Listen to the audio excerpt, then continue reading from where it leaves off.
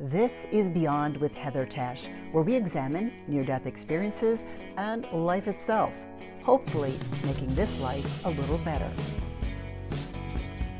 Hello, everybody. Welcome back to an extremely interesting conversation with Vinney Tolman. Hello, Vinney. Hi, great to be here. Great to be here, Heather. It is fabulous to be talking to you.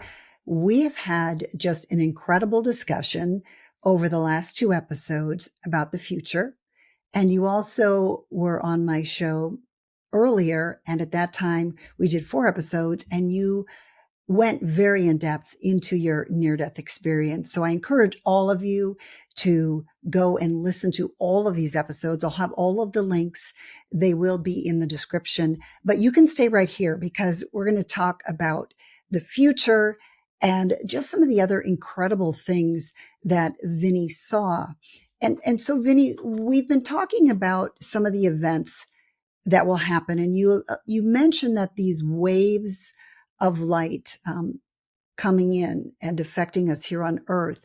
And I had another guest recently. His name was Howard Storm, and he also was sharing some things he saw in the future. And he talked about the electrical grid going down.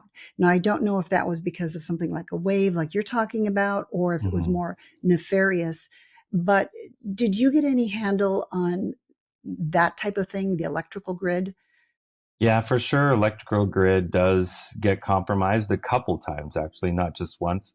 One of the times, though, it's such a drastic compromise to the grid that it takes years to get back up and running.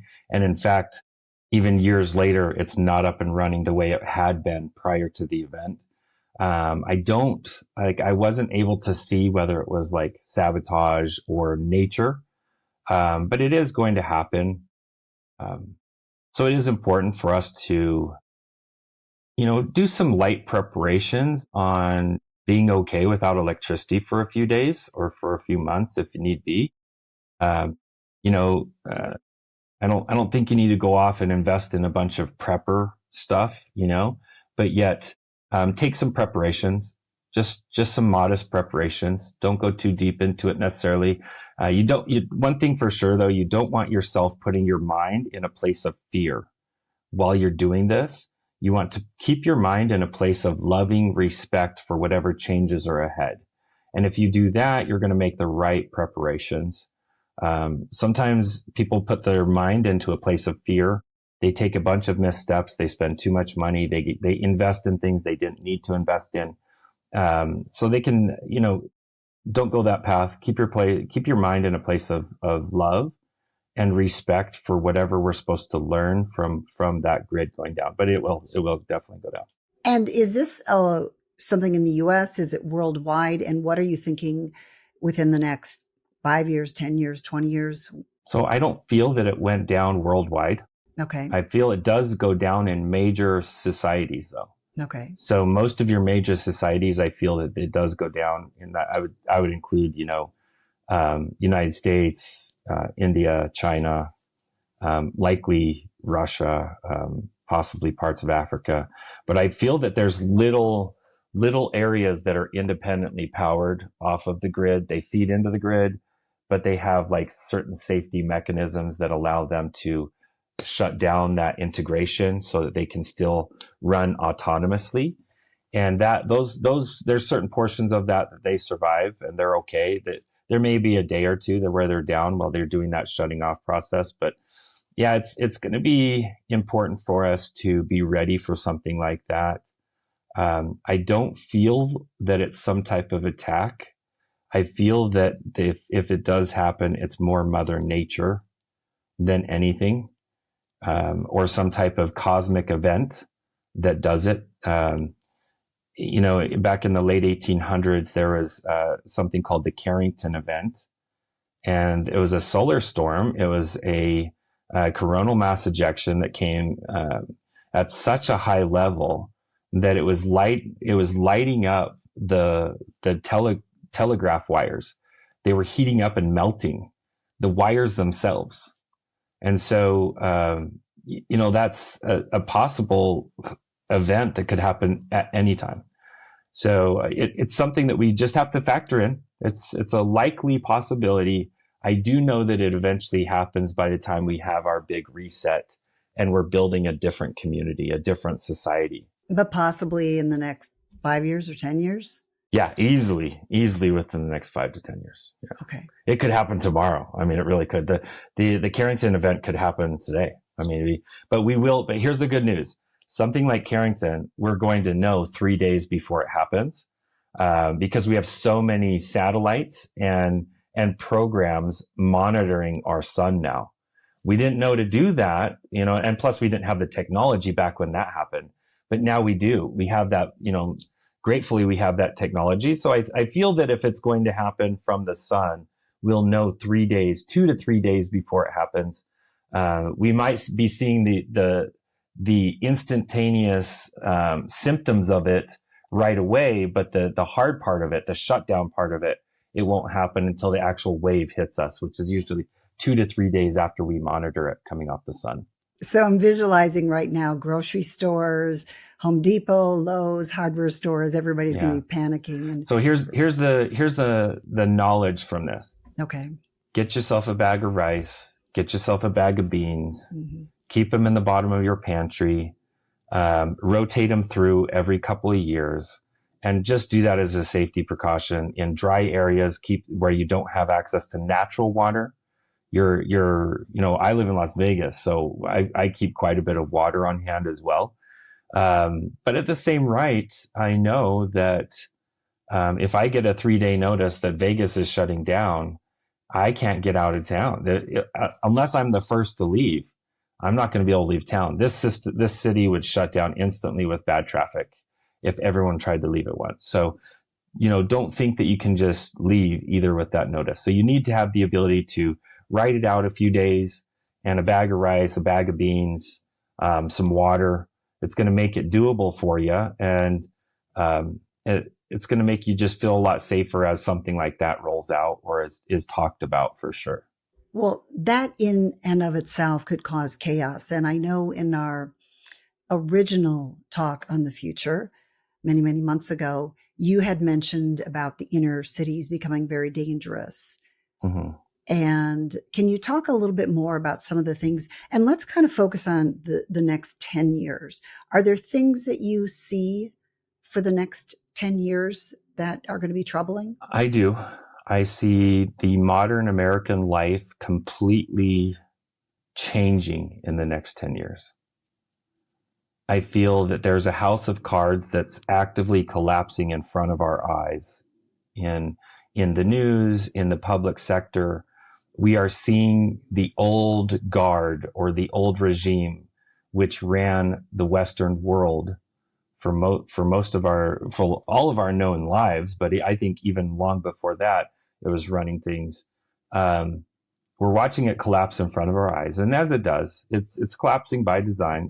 It was never meant to last as long as it did. As it collapses, the replacement's only going to be better. We get to be the replacement. We get to be the solutions. There's a reason why the news, the media, movies have always been playing this story that everyone needs an outside savior. Everybody needs a superhero to come save them. And it's so that you don't own your own solutions. Well, now we're coming into a phase where it's time for us to wake up the superhero inside of us. It's time for us to wake up the savior inside of us. And as we do, we can save ourselves and we can save others. And that's really what this is about, is shifting out of the old mindset that the government brings me all my solutions, my job brings me all my welfare, and my income. We're looking outside of ourselves for everything. We don't need to. We can receive our answers inside. Now, a lot of people are listening to this and it's crushing because they're thinking, I worked so hard, to get this home, to get in this neighborhood. I mean, just like they're surrounded by people they love, they're familiar with. Are we going to lose everything? Imagine what the owner of the Titanic felt as it sunk. Horrible. What do you think he felt? What did he want to do? Did he want to sink with the Titanic, or did he finally wake up and say, no, I better get off here? Right. And here's the thing. Don't be someone holding on to the Titanic as it sinks. Really understand that your home is not your happiness. Mm-hmm. Your job is not your happiness. Your car is not your happiness. Your income is not your happiness. Your happiness is something you own inside of you. Allow yourself to own that with a simple sunrise. Allow yourself to own happiness with a flower that you see, with a bird, with nature, with your kids, your family, your friends. That to me is far more important than the most beautiful house, the biggest legacy or income or bank account. That stuff is not real. Except It's perceived value. It's perceived value. except for I think of my home not just as my home, but I see it as my neighborhood because I love the people I've met. And also I think about my pets, like you know, are we going to be able to bring them with us? My cats hate traveling. What type is it? Are we fleeing our places, or is it more like we're going to make a decision like we need to go and we can take a little bit of time, gather our pets, gather up a few important things, reach out to people we love, let them know where we're going. Which one will it be? I feel that there's going to be a process of prioritizing everything. Okay. There will be. In what way? And home is wherever you decide it is. Mm-hmm. It's not a building. And happiness is not a building. Happiness is something we can choose. And we can choose it whether we're with family, whether we're without family, whether we're with pets, whether without. Here's the thing. For me, I love my pets. I'm going to do whatever I can to bring them with me. So for me, that for my plans would be to bring my pets with me at all possibility. But at the same time, I also have been to heaven. I know what's on the other side of that gate. I'm not afraid of that gate. I'm excited for that gate. If I'm seeing a mass tragedy coming towards my city, I'm going to go out and put a lawn chair, grab myself a little cold drink of water, and enjoy every bit of the last moments of my life so that I can be ready for what's next. I'm not afraid to die in any way, shape, or form. I'm excited for it. So fear of death is not something that I have anymore. Ever since I came back, I don't have that. But that's something I know that's kind of like bred into us in society. Well, once you take that off the table, you realize you can be very intentional about what you do and what's priority for you. You realize that you're not going to pour all your happiness into a job or into a house or into a life's work.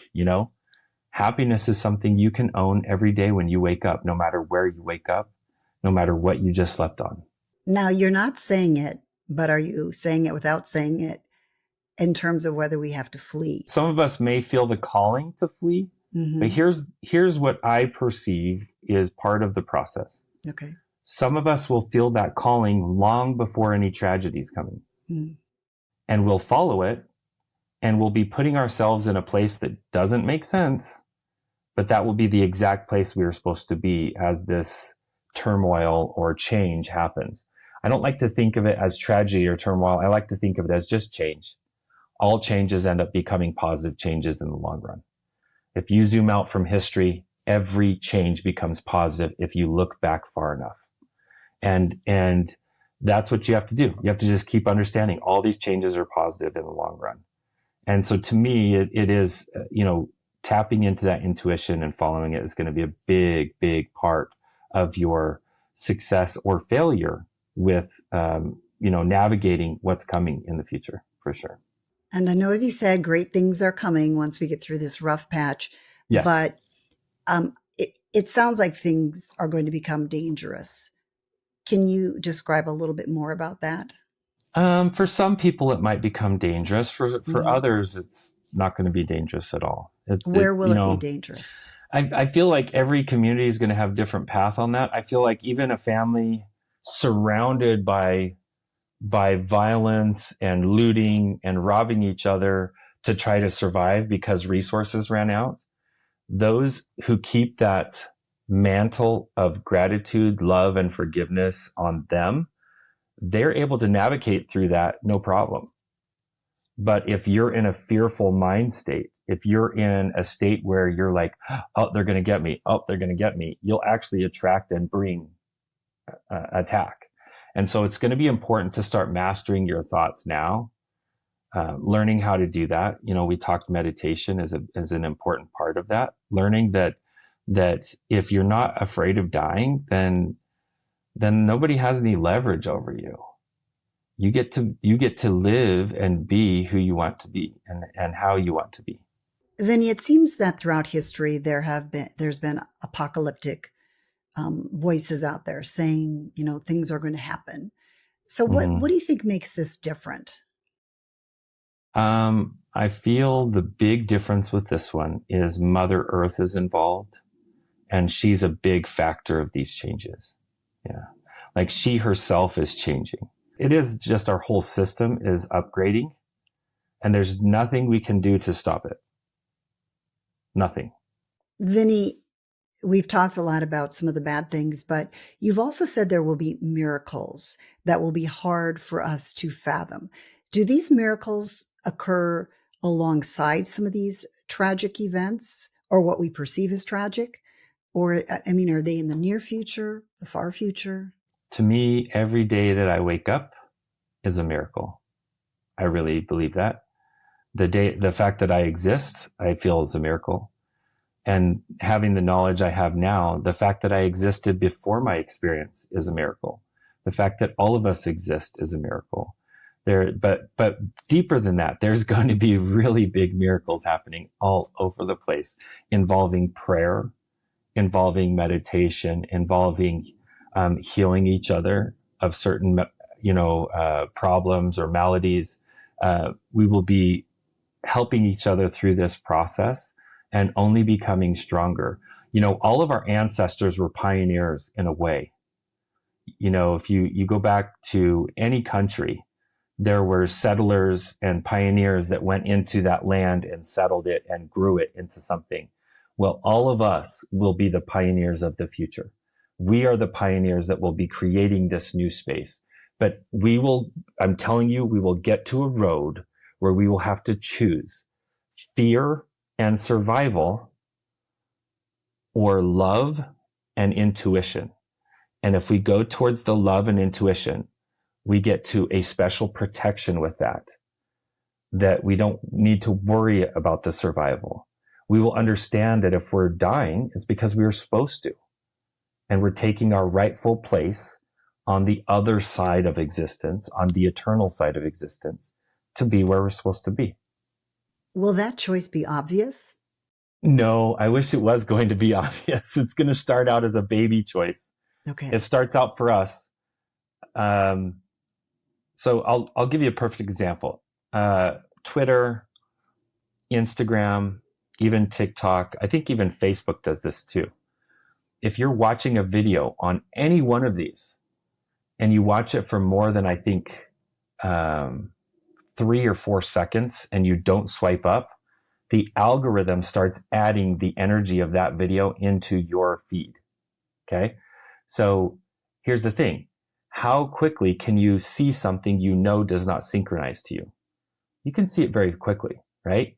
If you see something that is not synchronistic to your energy, swipe up fast as you can.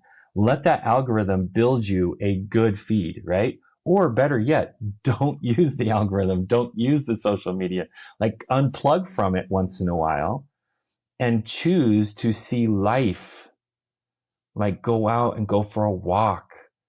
Go to wilderness, whether it's desert wilderness or forest wilderness or, mountains or oceans, wherever you can find nature, go connect to Mother Gaia and find the loving energy in that space and allow that energy inside you. And if you can hold that energy, it's going to make navigating all of this so much easier. As far as the miracles, can you name a few? Well, I know that there will be technology being handed to us from others. And like aliens? When you say others, what do you mean? I, the way I perceive it is I Mhm. feel that there's these higher beings. They exist around us Okay. already. Um, some people can perceive them, like right now. Some people can perceive these beings, and it's going to be us receiving technology from these beings that really helps us level up our own existence. And it could be us receiving through download or inspirational thoughts. You know, you look at an artist or you look at a singer or a poet and they say, this just downloaded into me and I had to write it down. That's what it's going to be like. We're going to receive these energies first in thought first. And then later, as we connect better to these energies, who they are, yeah, we're going to receive actual technologies. And that's part of the miracles. But even better than that, we start arriving the hero, the superhero inside of us, and we let it grow up and activate, and we start serving and loving and caring for each other in unselfish ways, in selfless ways, in what some people would call the Christ consciousness. We start serving each other, and as we do, our cohesive actions start bringing forth an energy of like a Christ in our midst. And it's going to be miraculous to be a part of. There will be times where you think as a little group or as a family or as an individual, like, oh no, I'm doomed. I see this thing in front of me that's going to, take my life away from me. And we'll put ourselves in a loving space and say, you know what, that doesn't matter because I know that all that comes is good.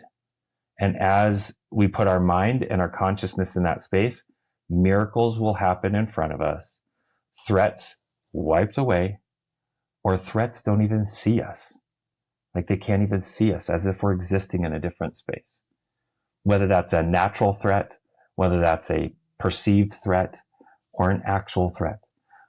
It's going to be so important for ourselves to put the core of who we are in a space of light and gratitude and love, no matter what is going on around us. And for me, I think of magical moments. A really magical moment for me was when I held my daughter for the first time. And to me, that was such a magical moment. And so when I need a magical moment, I'll go there. In my mind, I will go there and I will feel that magic. Helps me anchor myself in that love space. And then I can handle the day differently.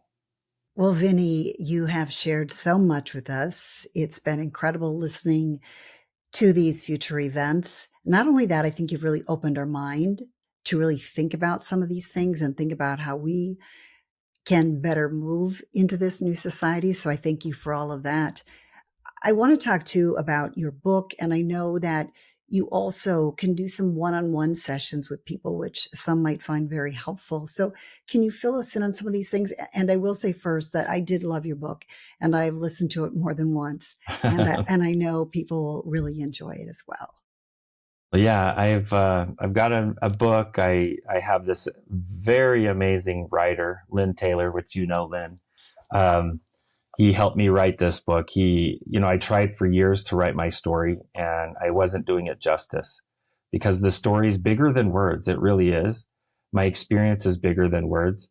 So he helped me put it into words. It's a great book, but it's a great book because he wrote it. So he wrote it with me, with me. And you had so much to put in it because yes, you have had such a detailed near-death experience. Yeah, and we had to edit a bit out too. But I'll tell you, it's an awesome book. I love it. I love the impact it's had. It's already at bestseller status in a matter of without any promoting or anything. It has its own legs. People read it, then they share it with their friends. So I'm very grateful that the story has been able to impact so many people. That my experience, that it truly felt like a curse when it happened, but I've now seen it as a blessing because I changed my mind. And I now perceive it as a tremendous blessing for me, my family, for everyone who can read it and understand that there's so much more to life than what we perceive in the now. there's so much more. And yes, I do coaching. I do one-on-one coaching. I help people find solutions where they need solutions. I help people find their own inner self and tap into that their own intuition and amplify it, get a stronger intuition, a better place to exist. And that's actually my 9 to 5. That's what I do as my living. Yeah. Well, that is fabulous. You are helping so many people. I think you've helped a lot of people today. And I think one of the big messages that I got through this is just how important it is for us to really quiet our mind, to tune in, to listen to our intuition, to connect with a higher source, and to be more loving. Vinney, do you have any parting words that you can share with our audience? Love is the greatest power in the universe. Don't cut yourself off from it. Don't cut your love off from anyone else. And let that love be that flowing force within your heart, within your mind, within your consciousness. And as you become a good flower of that love, you will blossom into the flower of that love that you were always meant to be. Thank you. Very wise words, Vinney. And all of your words today have really been informative. So again, thank you so very much for taking the time to be with me, to share with my audience. And I have a feeling we're going to have you come back on again sometime. Sweet. It'll be fun again. Yeah. All right. Thank you so much, Vinney. And by the way, everybody, I'll have his links all in the description for you. So thanks so much, Heather. Have a great day. All right. You too. Bye-bye. Bye-bye. Boy, was that a wild ride with Vinney Tolman about the things we can expect for our future. I am so intrigued by everything that he shared with us. I really trust Vinney. I believe he's very genuine and that he has discovered some of these things. And they're obviously not all things I'd like to hear. He says everything is great. Of course, his perspective's a little bit different, having seen the other side, having seen that there's so much more than this life that we have here. But I'd love to hear your thoughts, and you can share them about all 3 of the episodes. Please put those in the comments and just share anything you'd like. Also, if you could just put made it. If you don't write a comment, just put made it. I love to hear who's made it this far, all the way to the end of the video, and especially all the way through all 3 of these videos. But I do hope that you found this as interesting as I have. I found that even after listening now for 3 episodes, just packed with information, I still have questions. There's still so much to learn. And I appreciate all the time that Vinney did give us. He stuck around to answer questions longer than he initially intended. So I appreciate that. And I appreciate all of you being here. So thank you so much. If you liked this, please give it a like. And then thank you again for all of your comments. Have a great day, everybody. And I will see you in the next episode. Thanks for joining me on Beyond with Heather Tesch. Please add comments and questions you'd like future guests to answer. Also, if you liked what you heard, please hit the thumbs up button and subscribe. That'll help keep this podcast going. You can also go to Beyond with Heather Tesch to look for more episodes.